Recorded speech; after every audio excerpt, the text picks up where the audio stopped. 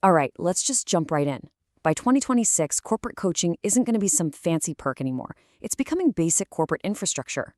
But here's the catch. Most companies are still trying to manage it with a playbook that's totally out of date. And this is really at the heart of the problem. For way too long, leaders have been stuck in a debate that treats coaching like it's just another line item, something you either build in-house or buy off the shelf. But that way of thinking, it's actually a liability now. And we're not talking about small change here. The stakes are huge. We're looking at a market for executive coaching and leadership development that's going to hit almost $113 billion. This isn't just a budget rounding error. It's a massive procurement trap where companies are buying coaching as if it's all the same product. It's not. So you have to ask yourself, how can an industry that big be so mismanaged so often? It turns out, it all starts by asking the completely wrong question from the very beginning. See, the old way of doing things is all about supply. It's obsessed with where we get our coaches. It totally misses the most important part of the equation. What specific outcome are we actually trying to create? And here it is, that classic, obsolete debate.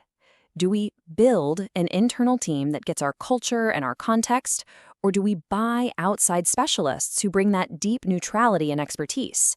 Now, pay attention to that line item, higher perceived safety. It's so important. Think about it. Are you more likely to talk about a serious conflict with your boss to an HR coach or to an objective outsider? Exactly. The truth is, you need both. Pitting them against each other is the fundamental mistake. Which brings us to a much, much smarter way of thinking about this, the Dual-Helix solution. This isn't about picking a side anymore. It's about architecting a truly integrated system that's designed for different kinds of change. And here's the core idea.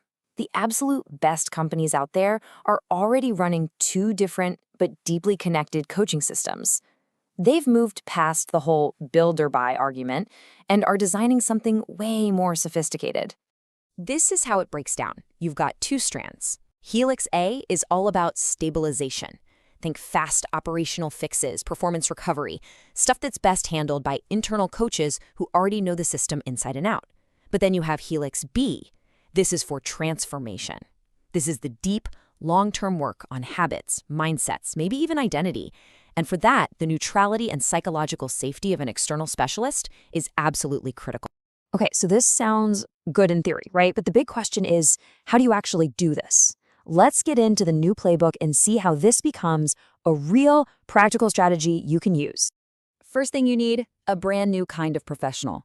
We're calling them the Bi-lingual Coach. This is someone who doesn't just speak the language of behavioral science, the psychology of how people change, but can also fluently translate that into the language of business results, like P&Ls, cycle times, and retention rates. And let's be really clear here.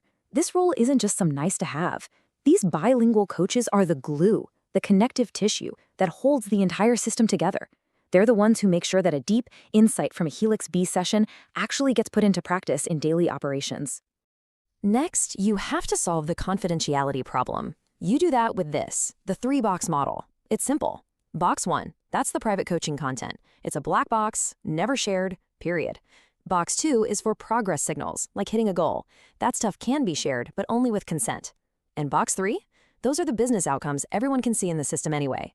This approach protects trust while still proving the impact. And speaking of impact, you've got to measure it. The ROI chain makes it super simple. You start with your inputs, how many hours, what kind of coach. Then you connect that to 2 or 3 really specific, observable new habits. And finally, you link those new habits to hard business results that matter to your team. All of a sudden, you're not just tracking activity, you're tracking real, tangible outcomes. So when you put this all together, what does it mean for you? For leaders, especially in HR? It means your job is fundamentally changing. You're no longer just a buyer of coaching services. You are now a strategic architect of change. So here's what you can do next week. First, classify all your coaching requests. Is this a stabilize problem or a transform problem? Second, build a strategic portfolio of coaches, internal, external, hybrid. Don't just have a flat vendor list. Then, roll out the 3-box model for trust and the ROI chain for measurement. And finally, this one's key, make sure any handoffs between the 2 helices are owned by the person actually being coached.